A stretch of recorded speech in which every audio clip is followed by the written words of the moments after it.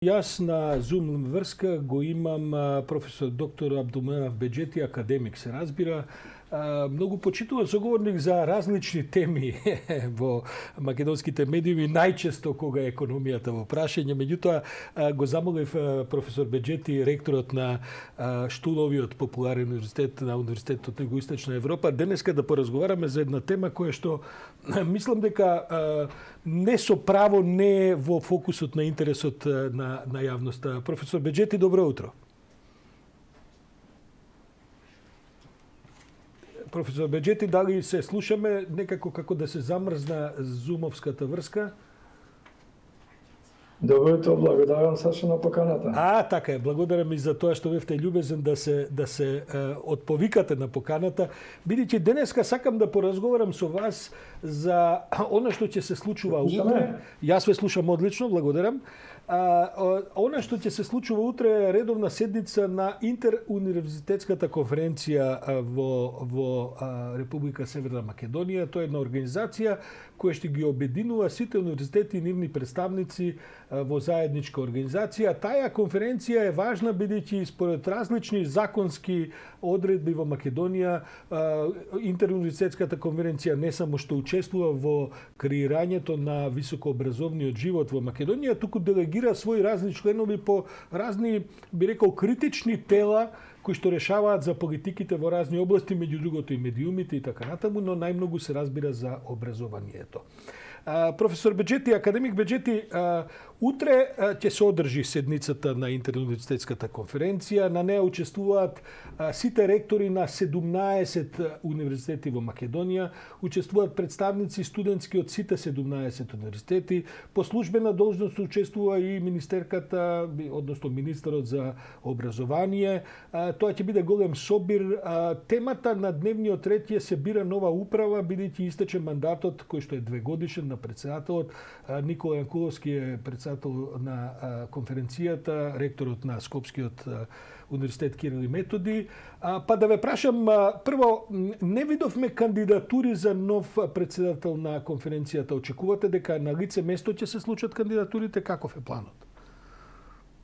Да, како што и вие рековте, овие тела, значи се паралелни две тела, се системски тела на високообразовните институции во државава и интерректорската конференција, интеруниверзитетската конференција.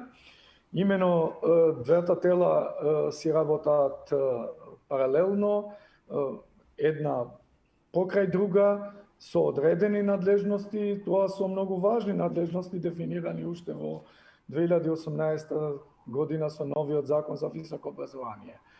Така да утре во Интеруниверзитетската конференција се очекува по истекот на вториот мандат на сегашното раководство кое беше под раководството на ректорот на УКИМ, професор Јанкуловски, да избереме ново раководство.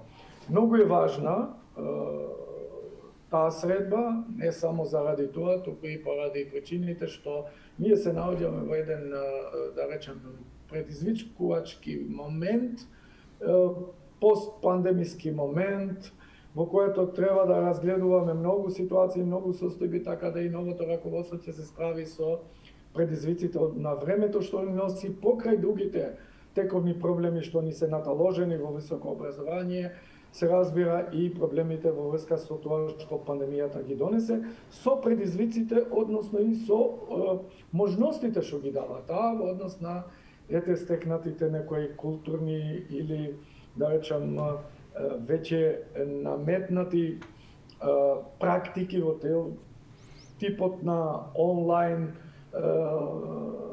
едукацијата и слично. Утрешната седница ќе биде со физичко присуство или онлайн, како ви е најавено? Да, мислам дека ќе биде потполно со физичко присуство, имаме добри простори во УКИМ, голема сала, а не е исклучено, предпоставувам, можност некој да учествува и на платформа, односно онлайн.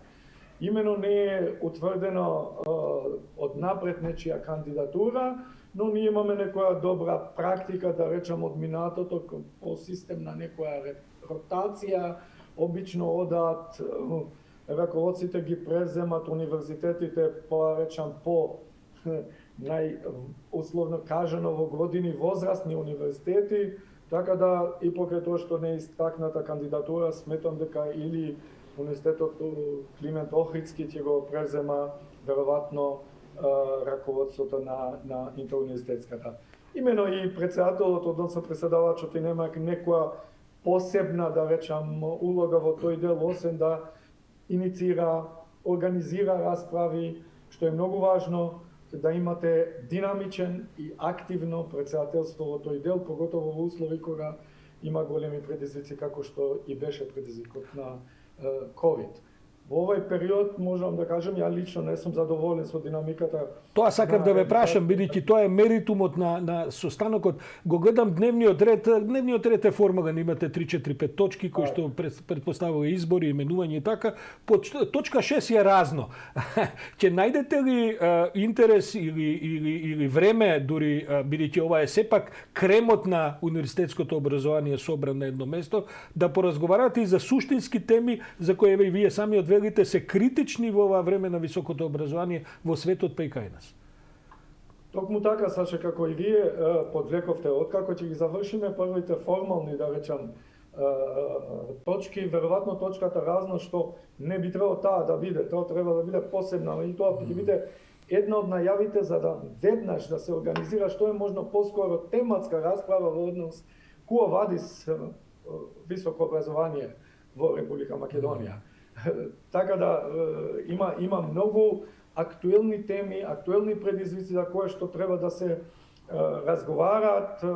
Имено, знаете, после 2-3 години се уште не успеваме да ги конституираме органите на високообразовните институции, како што е највисокиот, би рекол, орган, како што е Советот за развој и финансирање на високо образование. Тој деновиве едва и се комплетира, меѓутоа е конституиран како таков, меѓутоа нема се уште раководство. И замислите, поминаат 3 години од новиот закон. Значи нас, ако ни треба, име 3 години да конституираме врвниот орган на високообразовната, односно на ЕСНАФот, што да кажам друго. Значи има големи проблеми и веројатно ќе треба една поддинамична раководство на интеруниверзитетска управа и интеруниверзитетска конференција во која што овие теми барем еднаш месечно да се сретнуваме и да правиме еден акцијски план, систематски план, што се приоритетите први и како одиме понатаму. Академик Беџети, вие сте нова стратегија за високо образование, а тоа ќе биде дел и надлежност на тоа тело, ама сепак тоа тело не може само по себе да ја драфтира тој основен и стратешки документ. Тој треба да излезе од постојните универзитети.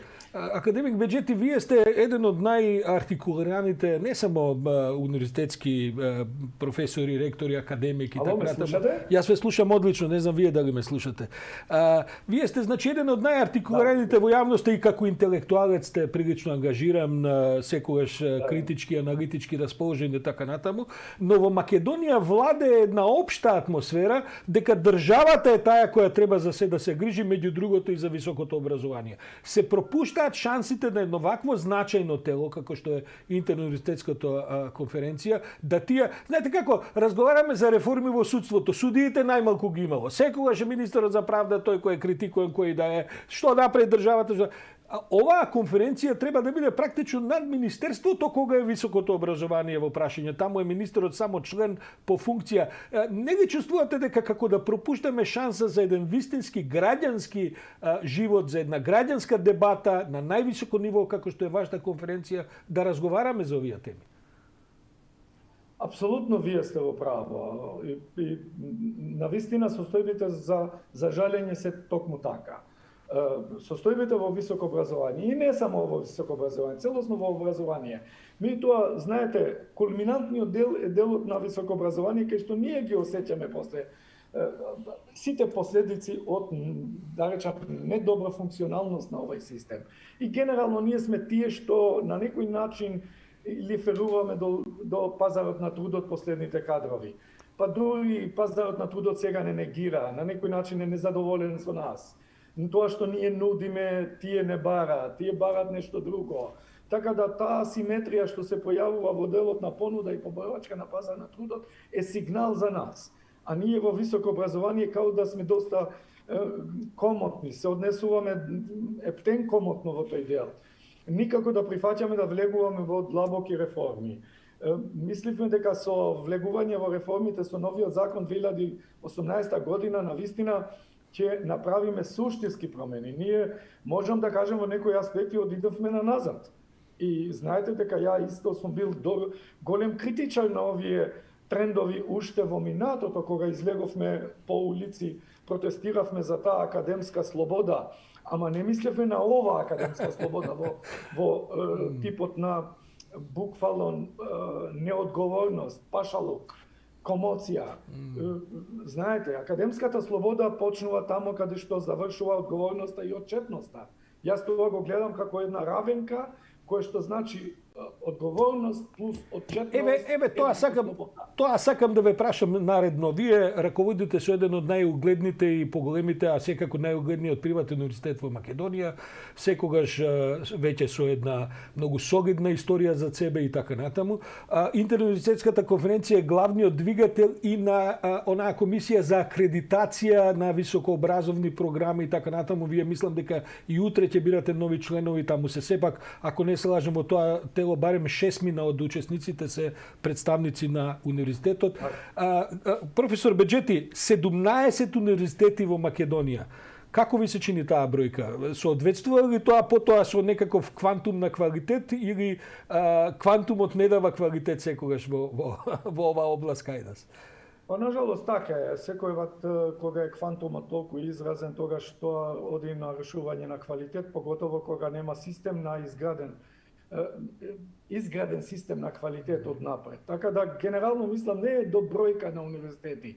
Од тие 17, може би 10-11 не зафаќат ни 10 до 15% од пазарниот удел.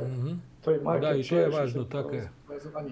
Тоа е проблемот кај генерално, да кажем, јавните универзитети.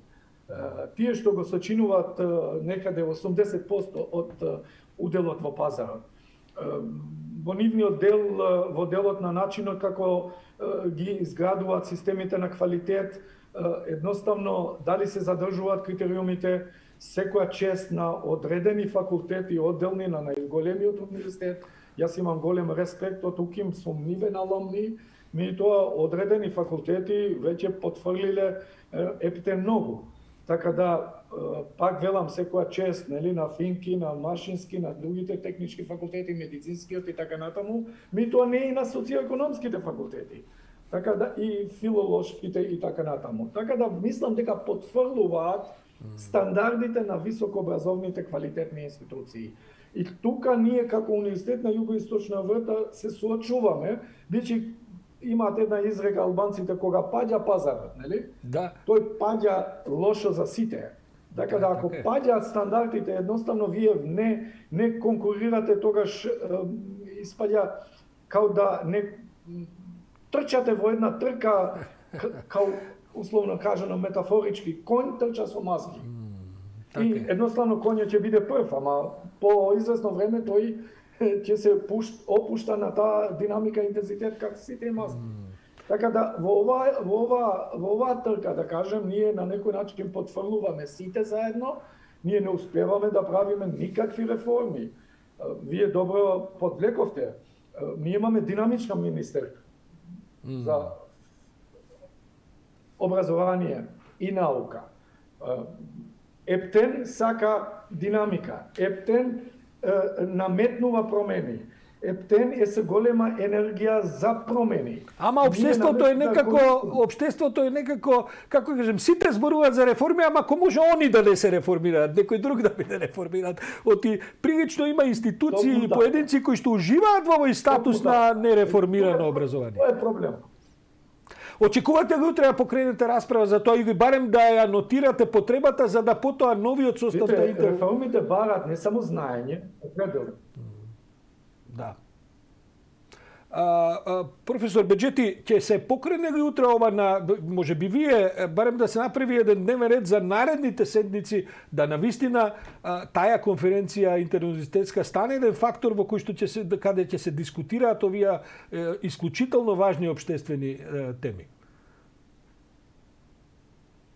Апсолутно, Сашо. Токму ова ми е цел. Јас веќе имам направена одредена предлог динамика во делот за некоја агенда за наредните 6 месеци па наредната година, затоа што навистина заостануваме многу.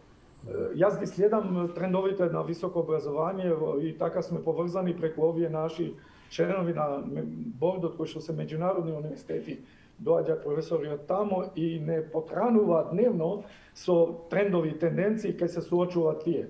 Тие веќе прават анализи и студии, ресерч во делот на тоа кој е импактот на ковид во квалитетот на студиите.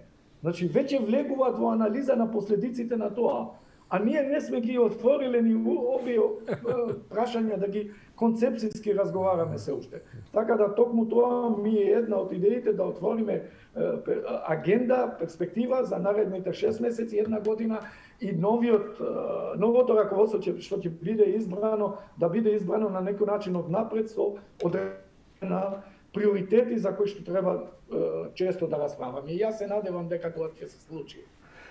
Професор доктор Абдулменав Беџети, академик, ректор на Универзитетот на Југоисточна Европа, секогаш драгоцен соговорник без разлика на темата за која се разговара, дали економија каде што сте највисок експерт или еве и образованието. Ви благодарам за ова учество во утрински брифинг. Благодарам за можноста, секогаш соговорникот е потикнат од новинарот. Да, добро е. Сепак е соговорникот поважен. Благодарам многу.